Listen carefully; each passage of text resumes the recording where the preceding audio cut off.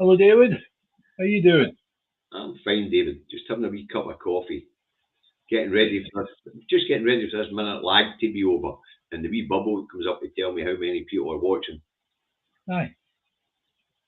I mean, today, because you've managed to get all the notifications to come up, Aye, right? All the various comments to come up. We've seen a constant stream. aye, of course. So there must be a fair number of people sitting at the side waiting to get in the door. The wee bubble for the amount of people viewings come up is just come up, and there's 44 people currently viewing on YouTube. I don't know if the Facebook numbers are added in there. I don't see Yeah. any Facebook comments, but we haven't had them lately. So we'll just need to see where this goes. I'll just check Facebook, make sure that everything's working there. Mhm.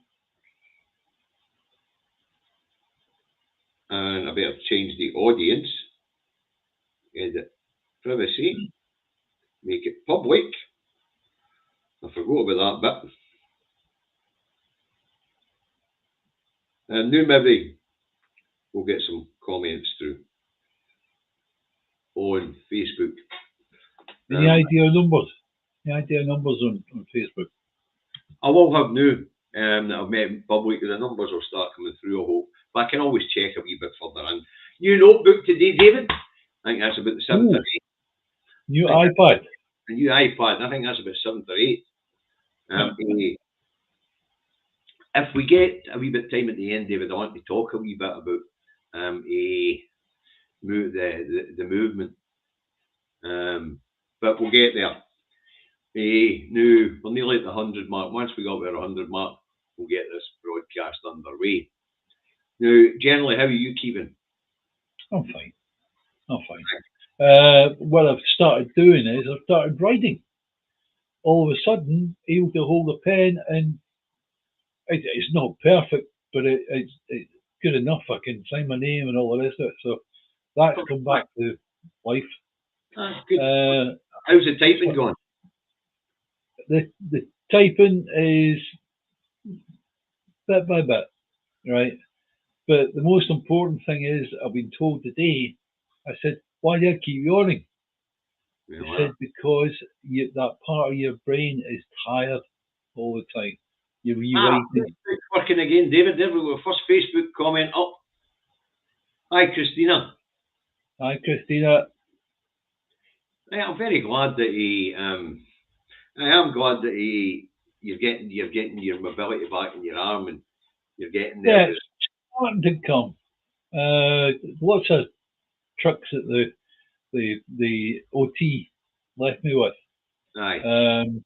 And still, it's all hard. It's like the chances are I'll get back at 80% of what I had. 80% is pretty good. But that extra 20% made it special. And that's what the hard part is. Oh, hold on. Nathan's got a wee comment before we go underway. David, your camera is blowing the highlights. Whatever the hell that means.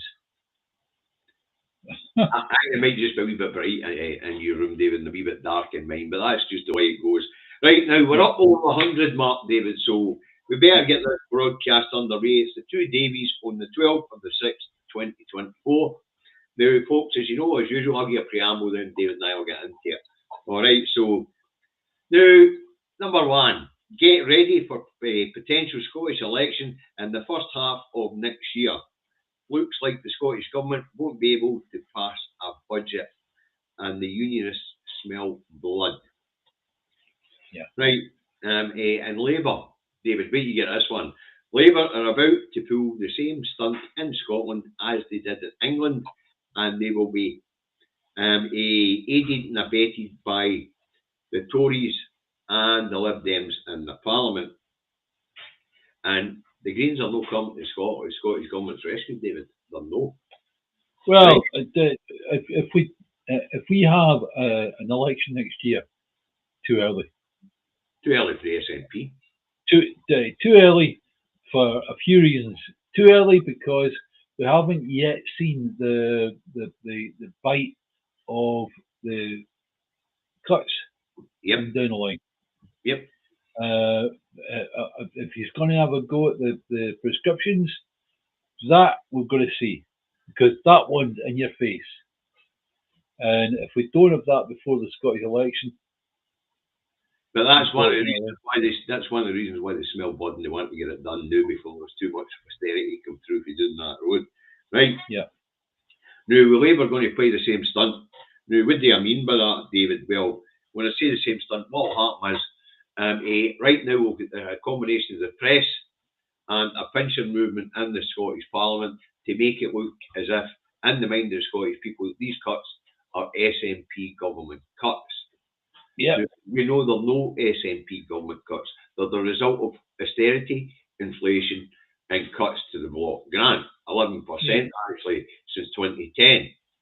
Yep. So, but what Labour are going to do if they can get an early election is they'll go into a coalition, because I don't think they'll win an outright. They'll go into a coalition with either the Tories, the Lib Dems, or the Greens, or whoever's convenient with it, right? And when they get in, they're going to go, oh, it's not a £1 billion black hole. That's just for this year alone. There's a umpteen billion black hole.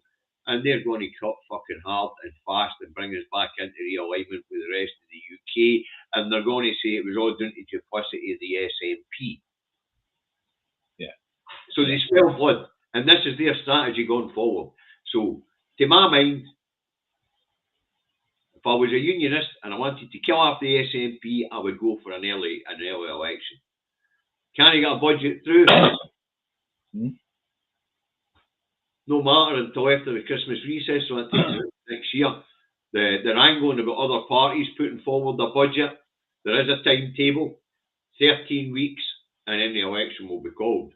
A further 6 weeks, and there'll be that election. Yeah. So I think this is where we're going. Now, we talk about the pension movement to coincide with the press are screaming about SNP cuts. Yeah. During the day, after the announcements of the postponing of the rollout of the free school meals to primary 6 and primary 7 due to fiscal restraints. Now, the wording's important here, David, the postponing of the rollout. Right? There's no scrapping the idea, just saying we can't do it in this fiscal year, at least in this fiscal year. Right? Labour bring in a non-binding motion, in other words, stroke debate in the Scottish Parliament, to demand that the SNP roll out free school meals to 6 and 7-year-olds. Yeah, don't forget, it's the fact of actually having said the words. Once they've put the words in place, right, it makes the SNP look bad. Aye, something like that. Now, here's the interesting thing about this motion. It's non-binding, right? Yeah. It's non-binding. It was just an opportunity to make it look bad on the SNP government, failing to fulfil their promises to the people, even though they know their imperial masters are the reason why we can't fulfil the promises to the people. Yeah. And this is soundbite politics. Right, that's where you just say something and it hangs there in the air and it can't be replied to. Simple as that. It can be replied to if you're given a platform, but they're no bother giving them a platform. But very importantly, the interesting thing about their motion was, see, when it came to voting for the the roll of free school meals for primary 6s and primary 7s, the majority of Labour MPs voted against it, although it was a free whip, so some of them voted for it. MSPs, I mean. Yeah. Sorry, the majority abstained. Some of them majority voted for. Right? Yeah. When it came to the vote on it. Now they're demanding that it is met.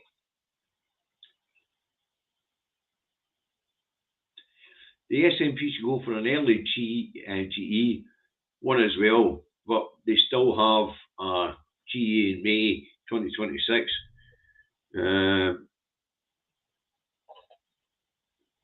The clinical doesn't reset and all. I don't quite get that class action. The next election is 2026 here in Scotland, and there'll no be a GE doing that road for well after that. So I don't quite get the comment, but sorry about that. what are you talking about? He's talking about the Scottish election. Anyway, in the pincer movement, at the same day, the Tories, they throw in a motion, stroke debate, on the scrapping of the ending of the peak fare rail travel, free peak fare rail travel. Right? Now, they're demanding that the Scottish government keep the peak tariff free rail travel. Yeah. Now, as we've spoken about this in this programme, it is one of the smaller subsidies the Scottish Government does pay out because the amount of people using the trains did go up. But no to the point to make it self-sufficient yet. And the Scottish Government say they can't justify the funding when there are children going hungry. And you can see the point to that. But anyway, the Tory motion passes based on the fact that Labour say it'll give better interconnectivity, better integration, and it's good for the economy. And the Green Party then pipe up with, and it's good for the environment. So they vote for the Tory motion. So there we have the twin vote against. Now they're all other papers, even though they're non-binding motions, and it was just political. It was just as you say, sound bites, David, to make the SNP look bad. But people don't understand these strategies, you know. But see, the strategy, what they're doing there in Hollywood right now is the unionist parties are feeling each other out to see if they can bring this government down on no passing the budget. Yeah. On no pass. And as we know, Swinney's not a good record in elections, and the SNP are certainly no battle ready. Yeah. Even though in actual fact, we're not a year away, right? But if you were to say we're a year away, we wouldn't be battle ready in a year. As I say, they're no battle ready right now. We're 18 months out. But they're no battle ready right now. Whereas the unionists they haven't stood down for the general election. Yeah. You know? As I say, but Labour will pull the same stunt here in Scotland. They'll get in and say, oh, the SNP were lying, the black hole's bigger, the black hole, and then they'll fucking scud us. Yeah. And they'll scud us. Yeah. You know, so get ready for an election, folks. This could get quite exciting. It won't be exciting. It will be bad news for the SNP.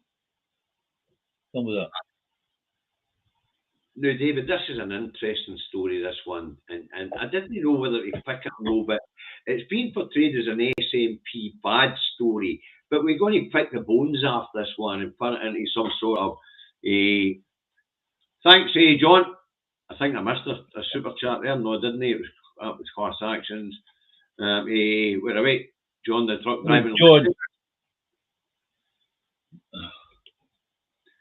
John, the truck driving legend. Naughty step for you. You're doing in York today.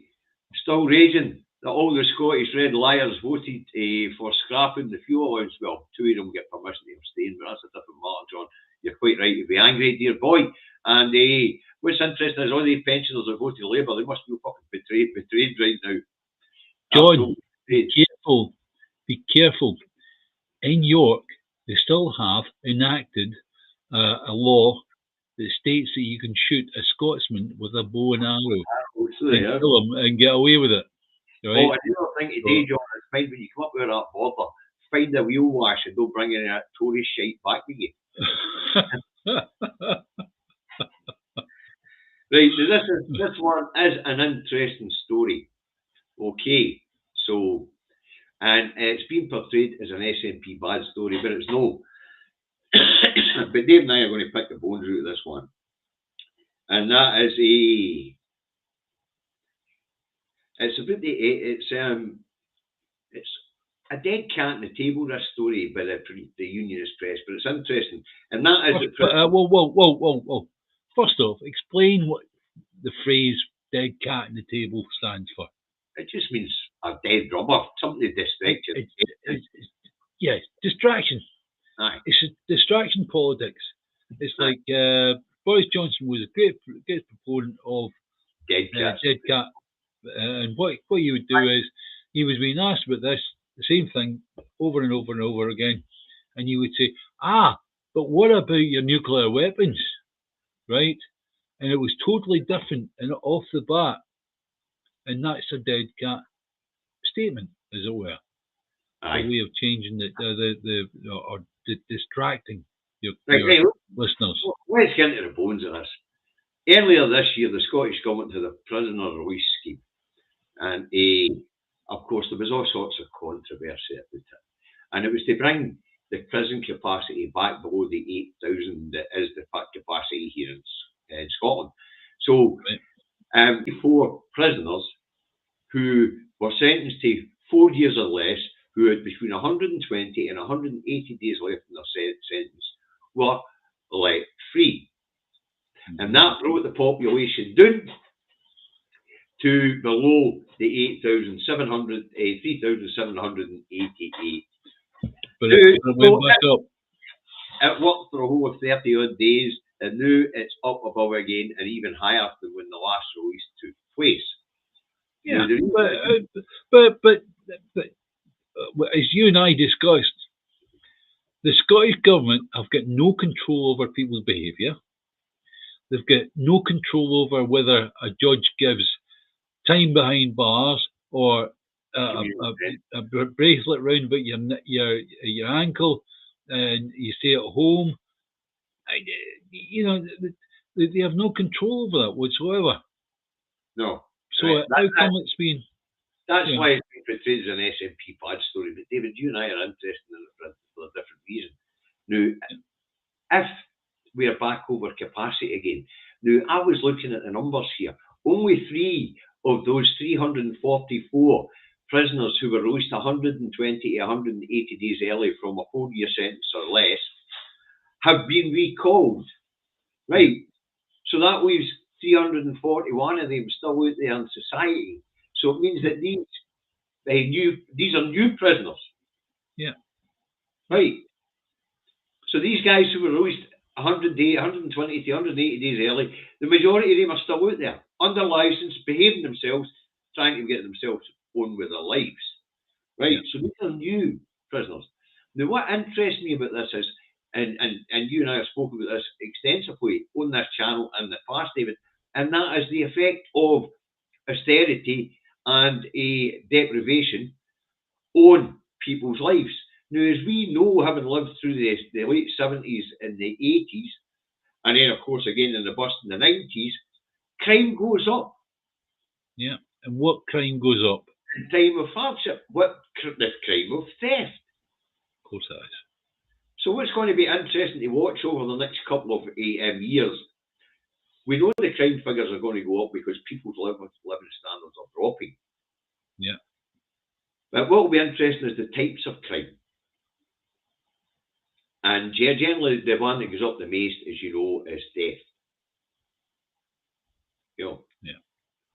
So we'll be able to tell in a couple of years' time whether this is an additional effect of austerity as Scotland becomes more and more in line with the rest of the UK.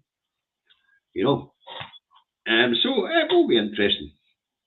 As I say, but that's the interesting bit about it. The idea that the Scottish Government somehow are in control of this situation. Police, yep, the police numbers are holding pretty steady. Crime rate's still low, but it is going to rise. There's no doubt about it. We've just went from austerity to austerity on stilts. Yep. And then, of course, we'll get increased food costs coming because of supply issues later in the year. And the fact that the crops are down 20%, we don't have the staff to gather and things like that. So costs are still climbing and are going to get even higher. So when people can't afford things, they're going to steal to feed their kids. Yeah, of course they are. Right. Of course they are. I keep talking about this guy called Ramsey from Jordan in the Middle East, and he was stuck in Kuwait when it got attacked by Saddam, and he was forced. He practically. We went out for a meal in Dubai, and he was practically in tears telling me how he was stuck in the house with no food, no water, a wife and a child. And he was forced to actually go out, risk his life, obviously, right? And steal food and water for his child. And for him, he was so embarrassed at having stolen anything. I can imagine. You know, yeah, but it's going to happen. It's going to happen. People have got it. They've got a family. My goodness me, they will steal. Of course they will. You know. Anyway. This next one's an interesting one as well, David. And the reason why I picked this one is because this sort of behaviour has been going on for a wee while now. We're seeing it. We've seen it in newspapers. We've seen it in the Scottish Parliament. We're seeing it in the trade union movement. Trade unions set to deliberately and for political motivated reasons stir up trouble in the public sector. Yeah. Unison, the public sector's biggest trade union and the only trade union not to settle in the refuge collectors' strike action, said it's going to ballot its 90,000 other members in all sectors across the public sector in Scotland to see who wants to strike for more money. Now, David, we know this is political mischief making. We know this is political mischief making because Unison, the GMB, Unite, they all know that the Scottish Government's budget is fixed out. Well, what you're looking at there is you're looking at a parallel action along with Labour, Lib Dem, and Tory against the SNP. And of course, you've got the mainstream media. You're all complicit in this nonsense. But they deliberately, when no one pay dispute with anybody for at this point, because all the pay settlements are done. The only one that's still hanging out is this union-owned refuge collectors. This year's round of pay settlements are over, and yet here they are balloting for strike before they'll even get into next year's round of talks. Yeah. I mean, that's political mischief making. You know? Well, at the end of the day, it's just more burning twigs getting thrown on the fire. That's all it is. And how you fix it? The way you fix it is through a strong leadership in the SNP, and you're not going to get that to the moment. It's not going to happen. The reason why they're getting away with it, David, is because the SNP don't control trade unions or employment law. No, but most importantly, the reason they're getting away with it is because John Swinney is too bloody soft. End of. I don't see what Swinney can do about a trade union, an independent institution. He could actually come out and say, hey, the reason all this is happening is Westminster. Westminster the cause here. Right?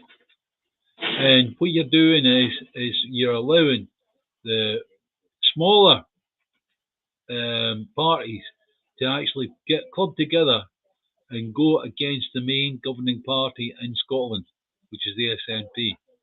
Well, that's what devolution's about. Yeah, I know that, David. Appreciate that. It's about the establishing no wanting the Scottish people with too much say, but having no way round getting rid of that parliament yet. Because as we all know, even if the people in England and Wales and Northern Ireland don't know, the Scottish Parliament wasn't gifted to us by the UK government. It was forced upon the UK government to meet European standards of democracy, or else the UK government was getting kicked out of Europe, never mind voting out of Europe. It was going to end up being sanctioned by the Council of Europe, right? But Swinney needs to go. And I'll keep saying it over and over and over again. Swinney needs to go. Right, fine. As I say, but in this one, it takes a huge amount of mental gymnastics to get the trade union law and trade unions an independent institution playing up on behalf of the establishment to John Swinney, even though we know he's still up there, when he's got no control over these particular institutions or employment law. It's not a case of having control. It's doing that thing in reverse that I was talking about, the soundbite politics, right? If you can manage to slide in a soundbite that says that this is down to the Westminster, and people think about that, and it hangs there, right? Then that works. And it does work. The opposite is going on here in Scotland at the moment. And the SNP are complicit in this. Because they have no help when it comes to the confusion in the Scottish people's minds about what's devolved and what's reserved. The mere fact that the majority of people blame the Scottish Parliament for everything that's going on, when actually very little that happens in Scotland is actually controlled under that Parliament along here. As you and I know, Scotland. Thing is, though, they could do with standing up anytime they get asked, onto one of these TV programs and explaining, look, sorry, but this is not under the devolution agreement. We are not in control of this. Which is what they should have done in honesty for the start, but that's not how Alec played it. Yeah. Anyway, let's move on. Benefit of the Union number 233. Being a major exporter of oil and gas while having to import your own oil and gas. Yeah. So what's this story, David? Jim Ratcliffe is being given money to move the main facility we have at Grangemouth across the water. Simple as that. And the purpose for that is because oil and gas is refined here in Scotland, so no revenues from oil and gas. It is no longer Scotland's oil.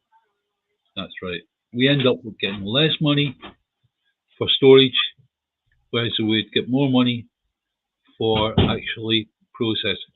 But more importantly, David, it's going to be Osborne changed the rules on how oil and gas is taxed in the UK. And Scotland only gets an 11% share of what's refined and sold in the UK. They're diminishing what's being refined and sold in the UK, diminishing Scotland's share of oil and gas revenues. Well, the most important thing that we've got to keep in our head is this, yet again, is another situation whereby they are trying to make Scotland in handcuffs. Well, the union of the Crown and the union of the treaty, simple as that. We can't get away from it. We can't get away from it because what they're doing is they're saying, "Oh, you don't have money. You don't have no money." Simple as that. Well, anyway, Jim Ratcliffe, to add insult to injury, tells the people of Grangemouth 400 of whom will be made unemployed and a further potential 2,000 in the supply chain, and a whack to the local economy of 461 million quid a year. Now, this has been news for quite some time now. Yeah, but it's just been confirmed that it is going to close next summer. I don't know. I'm not so sure. Anyway, what Jim said is, on the bright side, we're going to turn it from a refinery into a storage facility so that Scotland can import petrol, diesel, aviation fuel, and liquefied gas. So there you have it, folks. Scotland is a major exporter of oil and gas, has to import its petrol, its diesel, its aviation fuel, and is totally reliant on imports now or a supply chain from 2 refineries in England. Yeah. Which means one in Hartlepool, I think. Which now means that Westminster has complete control of our economy and can switch off our industry like that. They just have to shut down the supply chain of petrol and diesel from England. Because as we all learnt during the pandemic, and as Davey is known for his working career, if it's not in the back of your fucking truck, it's not getting anywhere. And they're running diesel. Yeah. Look around your house, folks. Almost everything in it arrived in the back of a truck. Yeah. So they now have the ability to shut us down like that. For again.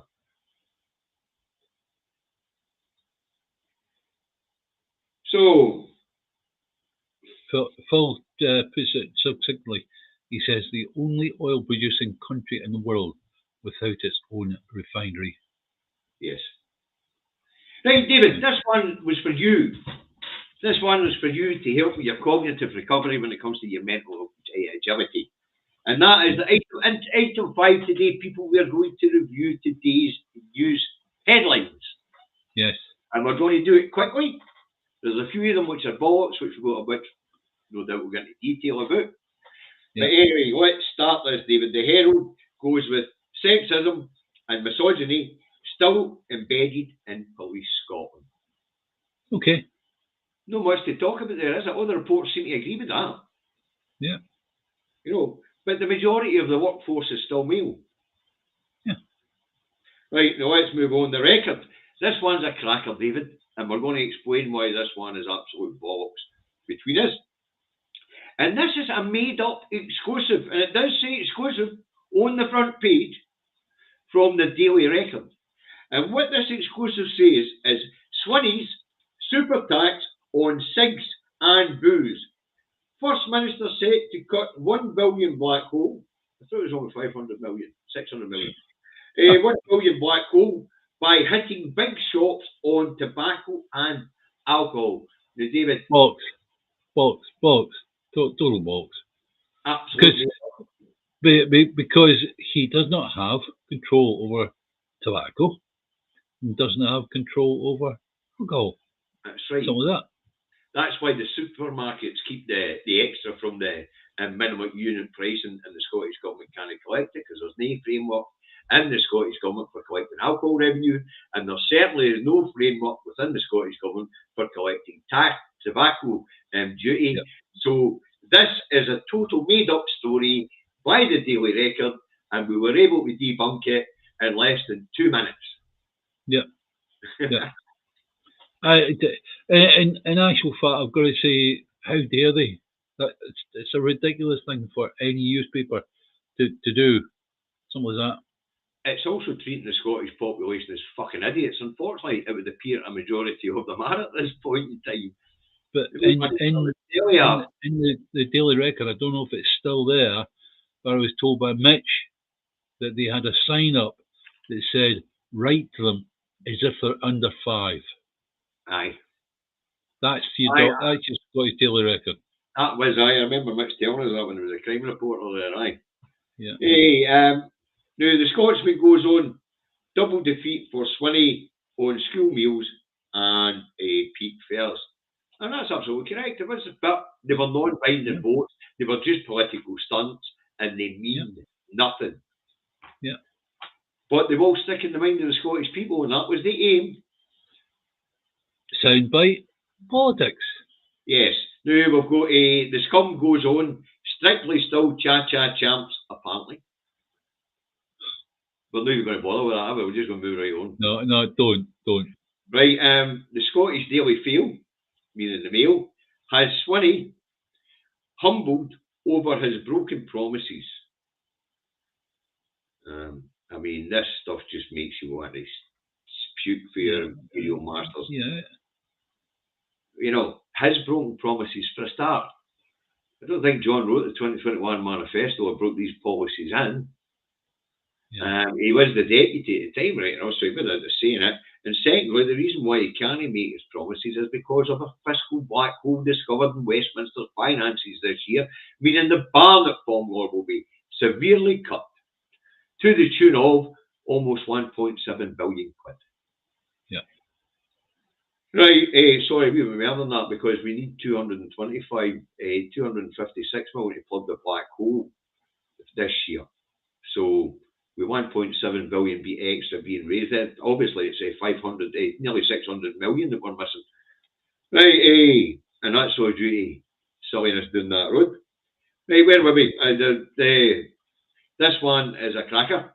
The Looney Rag, the Express, revamp of NHS, dead in water as union pulls out. Interesting story, David. This one is on how trade unions sabotage the creation of the National Care Service in Scotland. Now, the Looney Rag got that wrong. It's not the NHS, it's the NCS. That's right. The National Care Service. And this is a thing that's quite complicated and convoluted, but the trade unions actually put the kibosh on this. Yeah. All the trade unions. About halfway through to 2022, towards the end of 2022, they were ready to transfer council facility care staff and the care home staff that they bought and would be forced to take out through the pandemic into the National Care Service.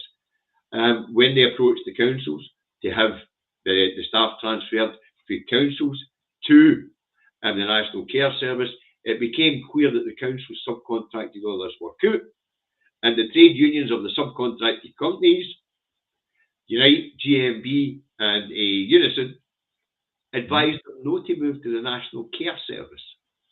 Yeah. Fast forward 2 years, they've been wrangling about moving these staff to the National Care Service, and new GMB said your conditions for us to go to the National Care Service at £12.50 an hour, and these terms and conditions aren't good enough, so we're pulling the plug on the whole fucking thing. Yeah. So this is a story of how the trade union movement actually did Westminster a favour by crippling Scotland's attempt to create a National Care Service, because it would have bloody well embarrassed them in England. That's right.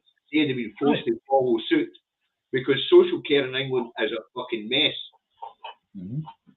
But this is an interesting story, because this is a story of how the trade union movement, in order to save Westminster's bosses here in Scotland, prevented the creation and standardisation of social care across the whole of Scotland. Yeah. And this is a story which has not been reported very often here in Scotland, and people don't know how to find the information about this. But people who tuned into his channel will know that I spoke about this in 2022. I've been speaking about the creation of the National Care Service since the idea was floated at the end, and sort of midway through towards the end of the pandemic in 2021. Yeah, the actual people that work in caregiving that I've had a lot of time for regarding a relative that was being cared for 4 times a day. Aye. You speak to them, and they liked the idea of the National Care Service because it gave them a promotion, a promotional path. Right. Yeah. And the people who wanted, the people in these companies that the Scottish Government were moving into the National Care Service, they wanted to go. It was a trade union appointed. You can't, your contract's not with the council, your contract's with this third party company. Yeah. You're no council employees, so you can't move. The trade unions put a kibosh on it. You and I spoke about it at the time and said they should advertise for these people to move direct themselves. Yeah. You know? Yeah. Well, it's something to do with rules and that sort of thing. Right, anyway, well, what was that? That was a loony rags. Right, the Times goes on. UK coastal letting Kyiv target missiles at Russia. So we know that we're allowing them to target the tanks across the border. We know that we're allowing them to target drones. Now we're talking about medium-range missiles that we sent to Ukraine, allowing them to strike Russia. They'd be as well having the headline in that particular rag saying, hey, UK government set to wipe central belt of Scotland off the map. Because eventually Putin's going to get pissed off, David. Yeah, but the thing is, though, will Putin get pissed off with Scotland, or will he get pissed off with England? I don't know. It would be just as easy for him to take London out, you know. Yeah. Right, Telegraph goes on. Defects at top hospitals still a risk to patients. And this is once again, it's the inquiry into Queen Elizabeth and the building defects when it was built. A SNP bad story, but I don't see where the SNP government comes into any particular expertise in design of hospitals and things like that. What was interesting is what came out after this was the SNP actually put together a government body to oversee these projects going forward. Full of experts who do understand these things. You know? Yes. Yes. But you look at the Queen Elizabeth, and they're at the final stages of putting up the new cladding. Aye. Right, and the poor quality cladding was only brought into view as with Grenfell. Aye, Grenfell. If a Grenfell thing hadn't happened, then these things might have come out, but it would have been years down the road. Aye. Right. So as I say, this thing with the hospital along here, the Scottish government's getting battered with it, but it has got nothing to do with them, really. But they did find out there was a severe lack of understanding in building and that sort of thing in government. So they put together that public procurement body, and within it is the buildings management body, you know, for experts and that sort of shit. It's a bit like Ferguson's. What MSP has the ability to build a boat? None. I don't know, but I can imagine it's you count them on two fingers, right? Similar as that. Right, the national. Yeah, same thing. It's the same thing. Let's move on. The national runs with a rail fares and school meals, 2 defeats in one day, both for SNP as Green vote with union as the Greens vote with the Unionists. Now, David, we have spoken about this in this channel many times before. The Greens are not implicitly a pro-independence party. They are pro-independence, the majority of them, but they have said repeatedly that they will vote with the party who has got the mainstream policy, the party who puts the environment first and things like that. Okay. Yeah. And that's why we were talking in item 1 about expecting an early Scottish election. So therefore, what you're saying is that all the English parties, all the London parties, yep, that really are, if you like, complicit in bringing forth all the new licenses on oil and gas, as opposed to the SNP that really are looking to do a transition away from that. So therefore, the Greens should be fucking listening to that story rather than the story they've got in their fucking heads, and still wake up and realise what they're doing. That's true. Right now, the eye goes with nice NHS shake-up, biggest since 1948. Starmer promises the UK. Now that sounds ominous, David. You know, as you and I could write in the back of a stamp what it is a public prosecution lawyer knows about running medical services. Exactly. So that means that Sir Kid Starmer Granny Freezer will be getting in experts from the private sector. And we know how this goes. It might take 10 years, but it'll happen. It'll be an insurance-based system like the USA, and we'll have a shit poor health system, which is bad economics, because then you have a poor health population. Poor health leads to poor education, poor productivity. Your economy stays fucked. Yeah. Correct. You know, it's also ominous because what's this UK shite? Starmer only has control of NHS England. Yeah, that's right. But he does have the ability to alter the funding of NHS Scotland, etc., right? Through money that he gives to the NHS in England. Aye, that's true. But anyway, as you know, David, because the fund is direct, we'll be forced in the same direction. Right, the Metro runs with Scottish Hospital inquiry unfit for purpose. Scottish Hospital inquiry stroke unfit for purpose. Top medic warns of serious faults at flagship facility. You were in there, David. Did you see many serious facility faults? I think it's magnificent. I think the actual setup of the Queen Elizabeth we should be very, very, very proud of, because any parts that I went into, it's like fantastic. Even the food, you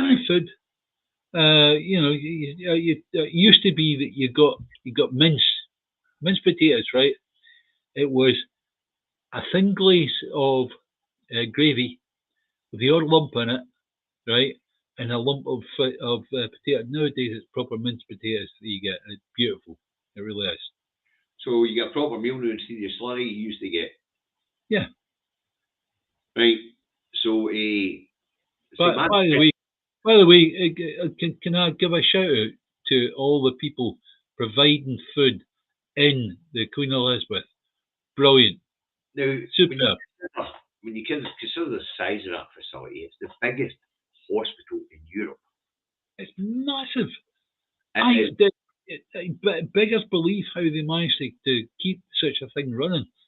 But it is in and out and through the healthcare of Scotland, if you like, because people get pulled there from all parts of Scotland, right?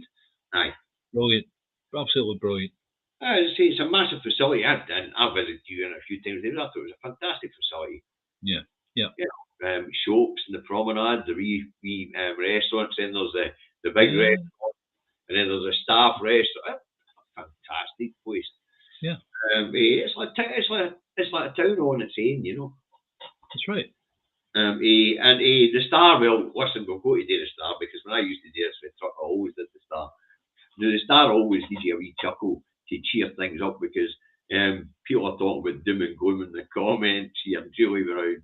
Oh, Jesus, Millie, it's all doom and gloom. Listen, if you can come up with some good news, send us the pictures of the fluffy cat. We'll broadcast it. Go on then, get the Star out. Come on. Orange, man, baby, and calf salesman go madder than mad jock mad. Oh, aye. Nurse, Donald and Elon are out of bed again. And they're just ripping the piss out of Donald Trump and Elon Musk. Apparently the two of them went absolutely windball. Well, we know that about Donald, but we'll get there. We need to quickly run down that road. Well, we're going to cover a couple of things today, David. Starmer gets his way and vote to remove or stroke means test the winter fuel payment to pensioners. 10 million people will lose their annual contribution to the winter fuel bill. At least 4,000 additional deaths are expected due to this move. Now, hang on, David, let me put in my Thomas worth, right? People that don't have a full pension and they get pension made up by pension credits, yep. They're entitled to the winter fuel payment. Yep. Okay. People that have a full pension that don't have pension credits effectively end up getting less money because they don't get the winter fuel payment. They're £2.79 a week over the top. They're the rich mob. They're not really, right? Now, I have to say, it means that someone that's on pension credits ends up with more money than someone that has a normal pension. The full state pension. Yeah. Okay. Go figure. Yeah, we just say Starmer knows it's going to kill 4,000 additional people. We spoke about this before. Oh, yeah. Yeah.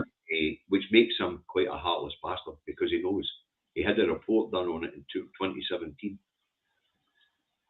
Right, now, he didn't get all his own way. 52 abstained and 1 voted against. Now, the one that voted against. But still in all, you should have had everybody in that building, apart from Starmer, listen to the people in their own areas saying that people are going to die. People are going to die because of this. And they should have either all abstained or all voted against. David, what do you think they should have done? What they did is a different matter. So I know. I'm going to go on and you also have to understand, as an MP, you end up with amounts of money for additional heating or whatever, right? And it's wrong. It really is wrong. Anyway, to get back on track here. Yep. 52 abstained, 1 voted against Starmer. The one that voted against Starmer will be joining the 7 that were suspended from party earlier for voting against Starmer on the two-tailed cat. The 52 that abstained, out of the 38 Scottish MPs, 2 of them abstained. What's interesting about those who abstained, they were given permission by the whip to abstain. Yeah. Right. Now, the reason why 2 Scottish MPs were given the right to abstain was because they told the whip that they would likely face a recall petition and lose their seats on the basis that they had misled the electorate in the election campaign. Who were these two?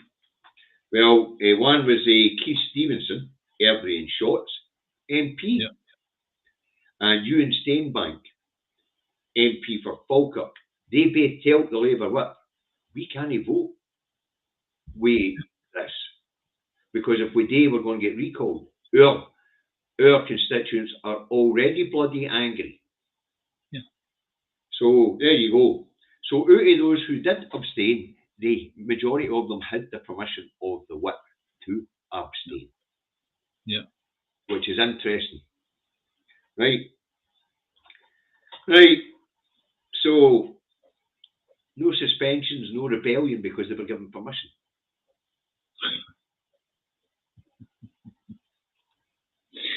Aye.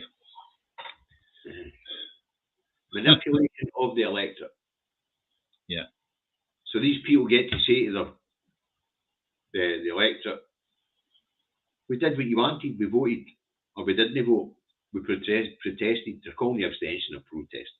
And some of those who did abstain, I heard one MP, this woman was brilliant, she says, we offered this electorate change. It doesn't feel like fucking change to me. And she used that sort of language. She says, it looks like more of the same. And then with the TV presenters giving ministers a hard time, you know, and asking if they'd sell the UK electorate a pop with a promise for change. And this was bound to happen. But yet again, we return back to Starmer's statement from the dispatch box, where he said, "Oh, but pensioners, they've got the triple lock, and they'll do well out of that, you know." Aye, it's load of nonsense. Right, let's move on. Starmer says NHS is broken, but there will be no extra funding without reform. This is not good news, folks, as we were covering the newspaper headlines there. We spoke about this, right? As I say, would a public prosecution lawyer know about how to run medical services, David, as you and I have just said? Fuck all. That means bringing in specialists. Where do you find specialists? In the private sector. Would the specialists do? They recommend privatisation. Yeah. You sell that to the public. Say the only way to fix this is privatisation. You sell them a cheap insurance policy, which is less than national insurance. They'll buy that box to start with. We also talked about Streeting and his best friend. Aye. With the chap's name again, not the Mill. Well, forget the guy. Sorry, Milburn. Yeah. Aye, Labour NHS health minister. Yeah. So his one main, if you like, his main way of going forward is to privatise. Simple as that. Right. Because he makes money every time privatisation takes place. Right, quick round up of everything else that's going on because we've only got a few minutes left. No doubt you've seen all the clips and read all the reports on the Trump and Kamala Harris debate. Oh yeah. Oh, you can't get away from it now. It's even on Sky. They've even tied it up with Sky. See, and Trump was talking about. He said, "What about all the people eating cats and dogs? The Haitians." Yeah. It's Springfield, Indiana, or Springfield, Ohio. I can't mind. I can't mind it, but oh dear. He's flipped his lid. He really has. You know. Well, Kamala Harris actually said the other night there. She said, "I want to give everybody go to one of Donald Trump's meetings and listen to it face to face." She said, "What actually happens is a lot of people get tired of it, tired of the lies and the nonsense, and walk out during the course of the cameras are always on a sort of tight group, yeah, but they don't show the people sort of going out the hall, getting away from it, you know." Well, as I say, it's looking less like Trump's going to win this election. The polls are swinging Harris. Before that head to head, it was 48 for Trump, 48% for Trump, 47% for Kamala Harris, right? However, after that, I'll tell you now, it's like you'll be looking at it going the other way. But still in all, please keep in mind, you are watching two Tory or two Conservative type parties going ahead to take over America. Aye, but Labour and Scottish Labour and Conservative here. They're both right of centre parties. Now, of course, we've still got the carry on going on in Ukraine. We've already heard a bit about Ukraine. They want to use UK long distance, middle distance weapons to fire into Russia. Yeah. And the Russians claim start a fight back in the Kursk region. Who are they kidding? They've taken most of it back already. Oh, the BBC are way out of date. Array missiles to Russia apparently. And that's pissed Lamy off. Well, stop sending missiles to Ukraine. Otherwise, Iran's going to send missiles to Soviet. We've all got allies. Lamy, what do you expect? And as I say, but it's the usual stuff in Ukraine. They just don't have the manpower. This war's grinding on, and it's just a bloodbath. Now, Israel, Gaza, the cabinet there are warning of a war in Lebanon within a week or two. The Israelis have bombed the Gazan humanitarian zone, killing 19 people. Says health ministry. I'm not going to say Hamas run health ministry. How bloody well insulting is that to medical staff? Medical staff are medical staff. They take an oath to protect life and save life. The phrase is worldwide: do no harm. And effectively, what you are looking at is you're looking at doing harm. This idea that just because the health service is run by their government, which just so happens to be a Hamas government, it means that we shouldn't believe the figures. Yeah. And as we know, they're still whacking into the West Bank with settlers coming close up their arses, evicting people for the Russies. And you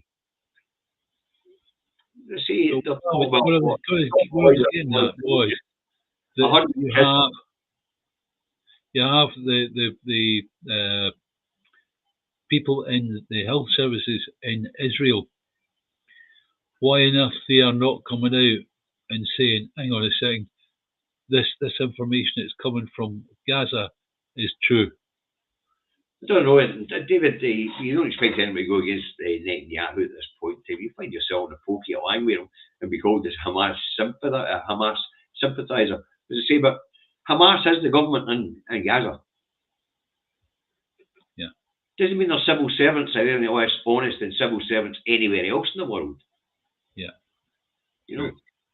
Let's say, but the main one is the chances of this scrap widening out into Lebanon for the next couple of days and a wider conflict in the region is the problem. I don't think Israel can sustain this much longer, to be honest. Their economy's crashing. They'll get 2 million of their 7 million population planning moving back to their mother countries, where they move for Europe and America to live there. Netanyahu's turned Israel into one of the most dangerous places for Jewish people to live in the world.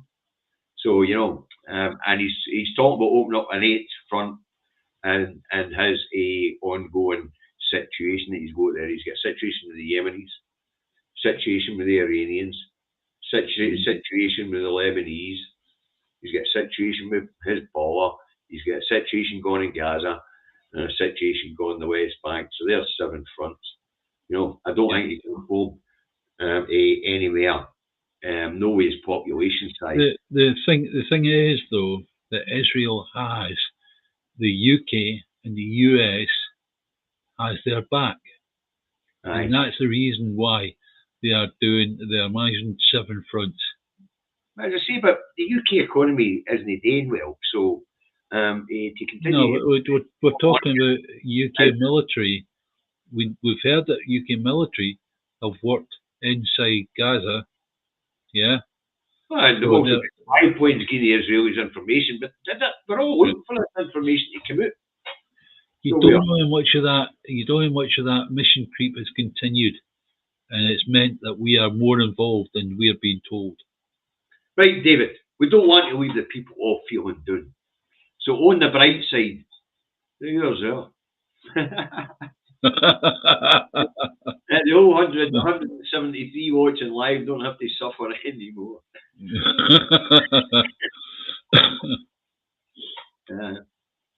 George, I keep seeing your posts about no investigating this, no investigating that. George, I'm pretty well aware what you're talking about. You might find that that's your idea on the way forward. Guess what? I don't agree. This is a democracy. It's a vote or fuck all. Simple as that. Still not investigating every avenue, Davey. Oh, bloody heck. We did all that, going all the way back to 2012 when we looked into things like Salvo, the act of Salvo. We looked into the Declaration of Abroad. We looked into the constitutional arrangements under Scots law and under the UK. We read the Treaty of Union. Yeah. We did all this, George. Yeah. Anyway, it's all very well taking place on somebody like that, but George, if you can do better, then open your own YouTube channel and do it. No, David, that's not. I'm not getting on to George for that. I'm quite happy that everybody's investigating these things on all fronts. But we did it back in 2012 to 2014. We went through it all. The reason why Salvo and the Act of Salvo was actually found was because one of your admin members, Dave McDonald, went and found it. Yeah, that's right. Yeah. We did all that work. Anyway, on a lighter note, it's time that I said, bye, Davey. Aye, and bye, guys. I'm going to work. Thanks to the moderators. Thanks to everybody who made the super chat. Thanks for the debate on this, George. If you want to convince me how we can do something differently in a 21st century democracy, I'm quite happy to listen. Send me your files and I will read them. But so far, everything I've looked at, and including talking to constitutional experts along with Professor Mark McNaught and Sarah Sawyers herself, we all agree the only way to leave this union is by a democratic vote. I appreciate everybody doing work in the background in order to try and get us to that democratic vote and looking into these old laws and things like that. I do appreciate that. But I still don't see the way over, the way round a democratic vote in a 21st century democracy. I guess that covers it. Please, everybody that has given their vote to the Greens, think about what I said. Think hard about what I said. If they are going to back people that opened up on the license in the UK for oil, gas, then and the SNP are looking to actually run down that particular industry and turn to renewables, then who are they backing? Who are the Greens backing? The Greens backing the London parties? Sounds to me as if they are. Right, David, my dinner's about to hit the table. I'm going to start working about 27, 28 minutes. And thanks everybody. George, as I say, I'm interested in what it is you're talking about. Send me your files, I'll look through them. Okay. Right. But as I say, I still don't see a way around a vote. You guys have an absolutely wonderful day. As I say, I'm always interested in people's ideas.